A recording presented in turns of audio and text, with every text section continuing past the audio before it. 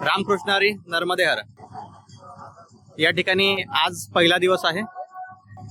प्रातःविधीचं स्नान, पूजा कर्म हे सगळं आटोपल्यानंतर आज या ठिकाणी मी तुम्हाला सांगणार आहे की नर्मदा परिक्रमा मी का करतोय, काय उद्देश आहे नर्मदा परिक्रमेचा आणि का आलोय मी नर्मदा परिक्रमेला.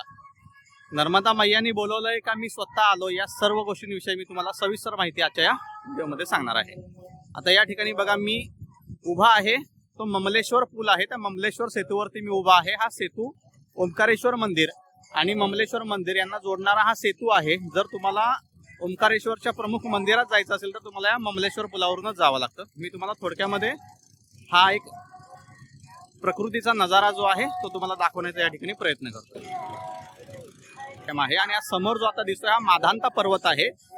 माधांता पर्वत म्हणजे काय, माधांता राजांनी या पर्वतावरती तपश्चर्या केली होती, त्यानंतर या पर्वताला माधांता पर्वत असं नाव देण्यात आलं. या पर्वताचं असं एक वैशिष्ट्य आहे की हा जो पर्वत आहे हा ओमच्या आकाराचा आपल्याला जर वरून पाहिला तर दिसतो. त्यामुळे या पर्वताचं एक विशेष महत्व या नर्मदाच्या ठिकाणी आहे. नर्मदा परिक्रमेतील सगळ्यात प्रमुख स्थान म्हणजे हे ओंकारेश्वर आहे. या ठिकाणाहून बऱ्यापैकी परिक्रमा सर्वजण सुरू करतात आणि परत या ठिकाणी संपुष्टात आणतात. आता या ठिकाणी बघा, या ठिकाणी ओंकारेश्वर महाराजांचं मंदिर आहे आणि ही पवित्र अशी नर्मदा नदी. असं या सेतूवरती आपण या ठिकाणी आता उभे आहोत. ही पवित्र अशी नर्मदा नदी आहे. ठीक आहे. आणि हा डॅम आहे जो मगाशी तुम्हाला सांगितला, तो नर्मदा नदीवरती हा धरण बंधारा या ठिकाणी बांधलेला आहे. ठीक आहे. आणि या नदीचं वैशिष्ट्य म्हणजे काय, या नदीचं पाणी, या नर्मदा मैयेचं पाणी हे खूप पवित्र आहे, स्वच्छ असं पाणी आहे. कुठलाही मनुष्य हे पाणी सहज पितो अशा पद्धतीचं हे पाणी आहे. कोणत्याही प्रकारचं प्रदूषण या ठिकाणी तुम्हाला या पाण्यामध्ये दिसत नाही. ठीक आहे. आता एका ठिकाणी कुठेतरी आपण शांत बसूयात आणि त्या ठिकाणी मी तुम्हाला सांगतो की मी नर्मदा परिक्रमेसाठी का आलोय. हा समोर जो दिसतोय आपल्याला हा पवित्र असा ब्रह्मपुरी घाट आहे, ज्या ठिकाणी आपण सकाळी स्नानविधी केला होता. आणि या ठिकाणी बघा, या दुसऱ्या एका साईडला हा जो घाट आहे या ठिकाणी गोमुख घाट आहे. हा गोमुख घाट आहे जो समोर दिसतो. गोमुख घाट जो आहे त्या घाटावरून शक्यतो जास्त करून संकल्प पूजा करून परिक्रमा उचलली जाते. अशा प्रकारचे दोन प्रमुख घाट या ठिकाणी आपल्याला पाहायला मिळतात. या घाटावरती आपण शनिवारी सकाळी संकल्प करून या ठिकाणाहून परिक्रमा चालू करणार आहे. ठीक आहे. तर आता पुन्हा एकदा आपण कॅमेरा आपल्याकडे रोटेट करूयात आणि या ठिकाणी पवित्र अशा नर्मदा चा जो ब्रह्मपुरी घाट आहे त्या ब्रह्मपुरी घाटाला पाहत आपण थोडी चर्चा करूया. ठीक आहे. आता नर्मदा परिक्रमा मी का करतोय, खरंच सहज आलोय का, हा सगळ्यांना पडलेला प्रश्न आहे. घरातले मंडळी असू द्यात, मित्र मंडळी असू द्यात, ज्यांच्याशी कुणाशी मी नर्मदा परिक्रमेला चाललोय अशी चर्चा केली, त्या प्रत्येकाने मला हा प्रश्न केला की मी नर्मदा परिक्रमेसाठी का जातोय. तर काय झालं होतं, 2020 नंतर आपल्या मार्केटमध्ये भरपूर मोठी उलाढाल झाली करोना नंतर. आणि त्या काळामध्ये काय घडलं की प्रत्येक जण कुठल्या ना कुठल्या तरी अडचणींमध्ये, कुठल्या ना कुठल्या तरी संकटामध्ये सापडला. तशाच प्रकारे मी सुद्धा फायनान्शियली खूप मोठ्या संकटात सापडलो होतो. कर्जाचा डोंगर खूप मोठा झाला होता, देणेकरी भरपूर होते, EMIs भरपूर होते आणि सूत्र काही सापडत नव्हतं. याबद्दल घरात कुणालाच माहिती नाही. आज पहिल्यांदाच या व्हिडिओच्या माध्यमातून मी सगळ्यांशी या पद्धतीची चर्चा करतो. तर माझा एक परम मित्र आहे संजय शेठ बोडके. त्यांच्याबरोबर दरवर्षी काही ना काहीतरी कारणास्तव ते मला फिरायला नेण्याचा बाहेर प्रयत्न करतात, पण मी कधी त्यांच्याबरोबर जास्त गेलो नाही. पण एक दिवशी काय झालं, त्यांनी मला फोन केला 1.5 वर्षापूर्वी की आपल्याला फिरायला जायचंय, येणार का तू. तर मी त्यांना म्हणालो की कुठं जाणार आहे. तर त्यांनी ओंकारेश्वर या ठिकाणाचं नाव घेतलं. तर ओंकारेश्वर या ठिकाणाचं नाव घेतल्यानंतर नर्मदा नदी हे माझ्या डोक्यामध्ये क्लिक झालं, कारण अगोदर ऐकलेलं होतं याबद्दल मी. तर सहज म्हटलं की आपण जाऊयात आणि परिक्रमेविषयी चौकशी करून येऊयात. मग या ठिकाणी यायचं म्हटल्यावरती आपण यूट्यूबवरती, फेसबुकवरती किंवा बऱ्याचशा ठिकाणी चौकशी केली की काय असतं बाबा हे, नर्मदा नदी काय आहे, ओंकारेश्वर काय आहे, तिथला माधांता पर्वत काय आहे, या सर्व विषय माहिती घेतल्यानंतर मला असं कळालं की या ठिकाणी माधांता पर्वताची परिक्रमा केली जाते, जी 7 ते 8 किलोमीटरची परिक्रमा आहे आणि ती परिक्रमा करून ओंकारेश्वर महादेवांचं दर्शन घेतलं जातं या ठिकाणी.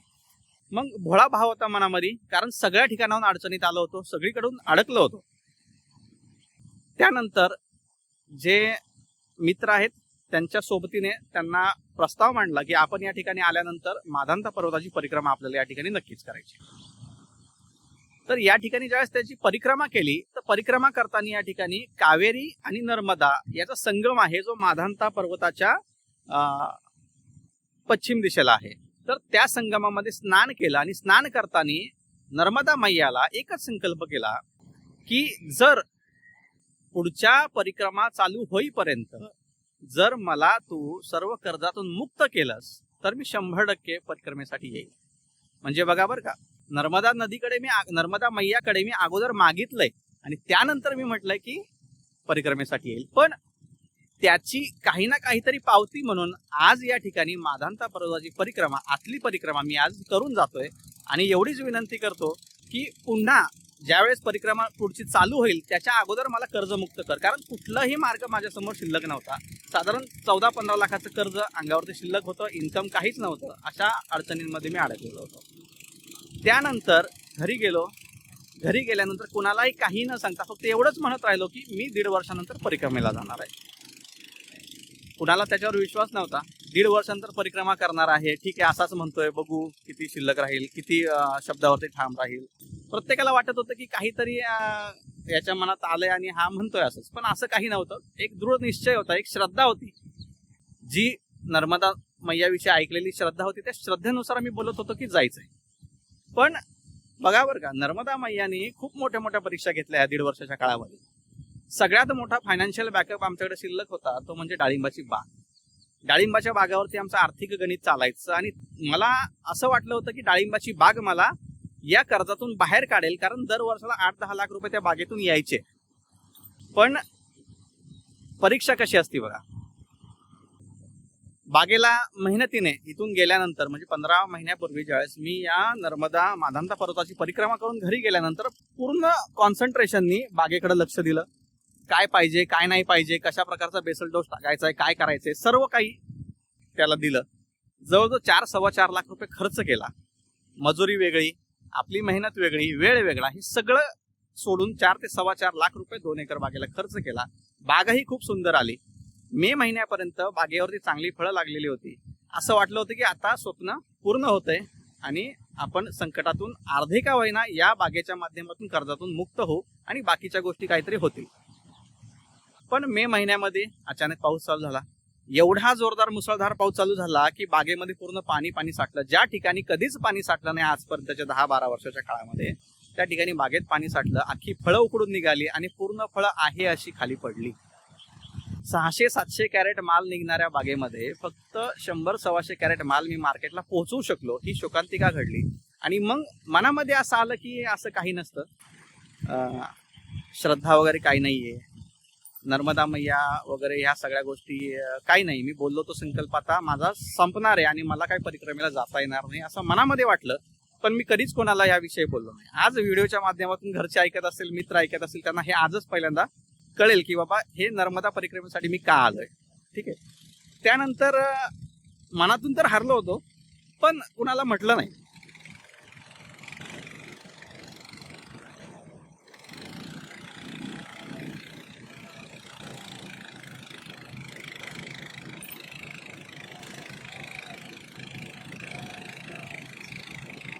तरीही साधारण 4 महिने परिक्रमेला बाकी होते. तरीही मी म्हणत राहिलो घरामध्ये की आता 4 महिन्यांनी मी परिक्रमेला जाणार आहे. जसे जसे दिवस कमी होतील, 15 दिवसांनी मी परिक्रमेला जाणार आहे, अशा गोष्टी मी बोलतच असायचो घरामध्ये.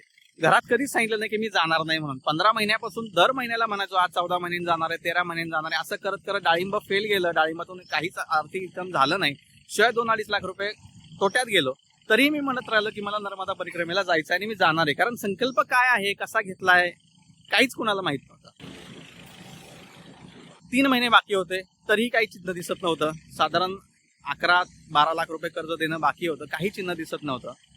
अगरबत्तीचा व्यवसाय अगोदरचा होता. त्या व्यवसायातलं रॉ मटेरियल काही शिल्लक होतं, मशीन शिल्लक होत्या, त्याला गिऱ्हाईक येत नव्हतं. पण अचानक या 3 महिन्यामध्ये काय घडलं कळालं नाही. पण अचानक ज्या ठिकाणाहून आपण विचारही केला नव्हता अशा ठिकाणांवरनं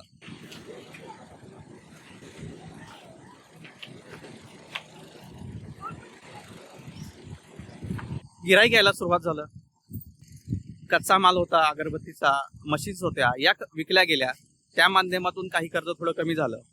त्यानंतर अचानक आमचे जे कंपनीचे पूर्ण फायनान्स अकाउंट्स सांभाळणारे आमचे CA आहेत, त्यांच्या माध्यमातून एक काम मिळालं. आणि ते काम मला त्यांचा फोन आल्यानंतर त्यांना मी प्रश्न विचारला, हे काम किती दिवसाचं आहे? तर त्यांनी फक्त एवढं सांगितलं, फक्त 2 महिन्याचं काम आहे आणि हे 2 महिन्याचं काम तुम्हाला करायचंय. ते 2 महिन्याचं काम हाती घेतलं, असं समजलं की नर्मदा मैयाने आपल्याला काहीतरी एक आधार दिलेला आहे.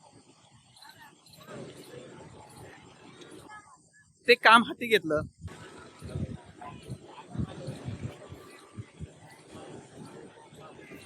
त्या कामाच्या माध्यमातून 1.5 ते 2 महिन्यामध्ये सर्व कर्जातून मुक्त झालो. तिकीट बुक केलं. आता हा एक पहिला योगायोग झाला की काम मिळालं आणि कर्जमुक्त झालो, बरोबर. पण यानंतर काही योगायोग आहे. कर्जमुक्त झाल्यानंतर नर्मदा परिक्रमेला जाण्याचा पूर्ण निश्चय केला आणि तिकीट बुकिंगसाठी गेलो, तर तिकीट कुठल्याही ट्रेनसाठी अवेलेबल नव्हतं. डायरेक्ट गाडी तर कुठली या ठिकाणी नाहीये. तिकीट बुक केलं. तिकीट बुक करताना बघितलं तर पूल कोटा वेटिंग लिस्ट, म्हणजे वेटिंग लिस्ट सोडूनही पुढची वेटिंग लिस्ट असते, पूल कोटा वेटिंग लिस्ट, असं 40 नंबर पूल कोटा वेटिंग लिस्टचं तिकीट मिळालं. ते मिळाल्यानंतर त्या ठिकाणी लिहून येतं की किती टक्के चान्सेस आहेत ते तिकीट कन्फर्म होण्याचं. तर 30 ते 40% चान्सेस तिकीट कन्फर्म होण्याचे होते. शेवटच्या दिवसापर्यंत तिकीट कन्फर्म झालं नव्हतं. शेवटच्या दिवशी सुद्धा पूल कोटा वेटिंग लिस्ट 17 असं तिकिटाचा वेटिंग लिस्टचा आकडा होता. पूल कोटा म्हणजे काय की जर आपण पुण्यातनं खंडवासाठी तिकीट बुक केलेलं आहे, तर पुणे ते खंडवा या ठिकाणी येणारे जे काही प्रवासी आहेत, त्या भक्तांच्या, त्या प्रवाशांनी जर तिकीट कॅन्सल केलं तरच आपल्याला ते मिळणार. वेटिंग लिस्ट वेगळी असते. वेटिंग लिस्ट मध्ये कसं आहे, RAC मध्ये किंवा रिझर्वेशन काही गोष्टी असतात ज्या आमदारांना, खासदारांना, मिलिटरीच्या लोकांना किंवा दिव्यांगांना वगैरे ठेवलेल्या ज्या असतात कोठा, त्या कोठ्यामध्ये जर चार्ट तयार होईपर्यंत जर कोणी आलं नाही तर ते वेटिंग लिस्ट मध्ये जे प्रवासी आहेत त्यांना तिकीट मिळतं. पण पूल कोटाचं तसं नसतं. पूल कोटामध्ये जर तिकीट कॅन्सलेशन झालं तरच मिळतं, नाहीतर मिळत नाही. वेटिंग लिस्ट 40 होतं ज्यावेळेस मी तिकीट बुक केलं त्यावेळेस, आणि ज्या दिवशी मी प्रवासाला निघणार आहे त्या दिवशी वेटिंग लिस्ट 11. म्हणजे त्या 20 दिवसाच्या काळामध्ये फक्त 29 कॅन्सलेशन झाले होते. आणि जे काय व्हायचे ते कॅन्सलेशन झाले होते. ज्यांचा मनाचा निर्धार होता की जायचेच त्यांनी कॅन्सल केले नाहीत तिकीट. पण तरी सुद्धा सकाळी मी प्रवासासाठी बाहेर पडलो घरातनं. रात्री 9 वाजताची ट्रेन होती. घरातनं बाहेर पडलो तरी मनामध्ये कुणालाही सांगितलं नव्हतं माझं तिकीट कन्फर्म झालेलं नाहीये. पण प्रवासात असताना अजून एक गोष्ट अशी घडली की माझी आई नर्मदा नारायणपूरमध्ये दत्त मंदिरामध्ये पारायणाला बसलेली होती. त्याच्यामुळे आईची माझी भेट होऊ शकणार नव्हती. तर ही तिसरी गोष्ट, म्हणजे तिकीट हे दुसरी गोष्ट आहे. ही तिसरी गोष्ट अशी आहे की आईची माझी भेट होणार नव्हती. पण मनात इच्छा होती की जायच्या अगोदर एकदा भेटून जायचं. कारण 3 ते 4 महिन्याची परिक्रमा आहे. किती काळ लागेल माहित नाही. सुरुवातीलाच चाललेलो आहे, पहिल्यांदाच ही परिक्रमा करतोय. पण मनात इच्छा होती की आईला भेटायचंय. मग काय झालं, अचानक मध्ये आमच्याकडे एक सागवड्याच्या मावशी आहेत. त्या मावशी दरवर्षी दिवाळीला येत असतात आणि यंदा दिवाळीला न येता त्यांनी 1 दिवस अगोदर मला फोन, त्यांना माहित नव्हतं मी परिक्रमेला जाणार आहे म्हणून, त्यांनी 1 दिवस अगोदर फोन केला निघायचं की उद्या आम्ही येतोय, तू आहेस का तिथं. मी म्हटलं आहे, पण मी परवापासून नाहीये. तर त्या मावशी आल्यानंतर माझ्या डोक्यात अशी कल्पना क्लिक झाली की नर्मदा मातेने ही गाडी माझ्यासाठी पाठवलेली आहे. कारण कोल्हापूरवरनं ज्यावेळेस माझ्याकडे यायचंय पुण्यामध्ये माझ्या ठिकाणी, त्यानंतर नारायणपूर मार्गेच त्यांना परतीचा प्रवास असतो. ते नारायणपूरला दरवर्षी जात असतात. मग डोक्यात कल्पना क्लिक झाल्यानंतर संध्याकाळी त्यांच्याशी चर्चा केली की मला सकाळी जाताना नारायणपूरला न्या, त्या ठिकाणी मी आईचं दर्शन घेतो आणि त्यानंतर पुढचा प्रवास चालू करतो. तर या ठिकाणी सगळ्यात मोठी गोष्ट काय घडली, जोपर्यंत आईचं दर्शन झालं नव्हतं तोपर्यंत माझं तिकीट कन्फर्म झालं नव्हतं. आईचं दर्शन घेतलं आणि कापूर या ठिकाणी उतरलो. उतरल्यानंतर तिकीट चेक केलं वेबसाईटवरती की तिकीट काय स्टेटस आहे आता, कारण आता 3 तासात प्रवास चालू होणार होता. तर तिकीट बघितल्यानंतर ते कन्फर्म झालेलं तिकीट या ठिकाणी मला भेटलं. म्हणजे या 3 गोष्टीमधून मला असं दिसून आलं की नर्मदा मैयावर तुम्ही श्रद्धा ठेवा. श्रद्धेने काय मागायचे ते मागा.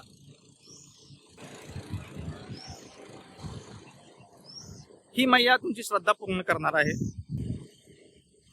मला आलेला हा अनुभव होता. आणि यासाठीच आता जो शब्द दिला होता मैयाला की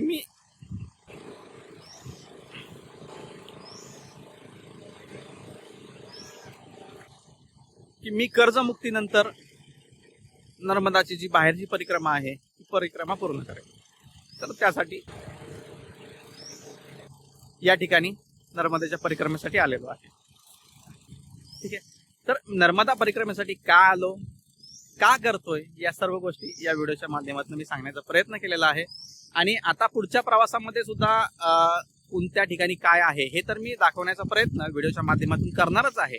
पण बऱ्याचशा अशा गोष्टी आध्यात्मिक असतील किंवा माहिती गरजेची असेल, त्या तीर्थाचं महात्म्य असेल, या सर्व गोष्टींसहित मी तुम्हाला इथून पुढे जमेल त्या पद्धतीने आध्यात्मिक साधनेला महत्त्व देऊन जमेल त्या पद्धतीने व्हिडिओ काढून तुमच्यापर्यंत सादर करण्याचा प्रयत्न करेल. परिक्रमा खूप शांततेत करणार आहे, कुठलीही घाईगडबड नसणार आहे. आणि परिक्रमेला एकटाच आहे, काही सोबती आहेत जे आश्रमामध्ये आहेत, त्यांच्याबरोबर जर सोबत राहिली तर खूप चांगलंच, नाही राहिली तर एकट्याने साधना करत करत या परिक्रमेची वाटचाल पुढे करून आयुष्याचा दुसरा अध्याय या परिक्रमेनंतर सुरुवात करणार आहे. तर नर्मदे हर, पुन्हा भेटूयात दुसऱ्या व्हिडिओमध्ये अजून चांगल्या माहितीमध्ये. त्यानंतर नर्मदेला यायचं म्हटलं तर पुण्यातून किंवा कोणत्याही ठिकाणावरून आल्यानंतर कशा प्रकारे प्रवास करून कशा प्रकारे या ठिकाणी पोहोचावं लागतं आणि काय काय अडचणींना सामना करावा लागतो आणि अडचणी येऊ नयेत म्हणून काय काय काळजी घ्यावी लागते याचाही संदर्भात व्हिडिओ बनवण्याचा मी प्रयत्न करणार आहे. कारण आज 2 दिवस या ठिकाणी मी निवांत राहणार आहे आणि त्यानंतर शनिवारी परिक्रमा चालू करणार आहे. आज गुरुवार आहे. ठीक आहे. तर भेटूयात पुढच्या व्हिडिओमध्ये. जर तुम्हाला अशा प्रकारचे व्हिडिओ बघायचे असतील तर मी तुम्हाला विनंती करतो की चॅनलला सबस्क्राईब करा, लाईक करा, शेअर करा आणि हा चॅनल जास्तीत जास्त ग्रो करण्यासाठी प्रयत्न करा. नर्मदा मैयाच्या कृपेने 100% हे सगळं घडणारच आहे, पण तरीही मी तुम्हाला विनंती करतो की थोडासा हातभार लावण्याचा प्रयत्न करा. नर्मदे हर, रामकृष्ण, जय गुरुदेव.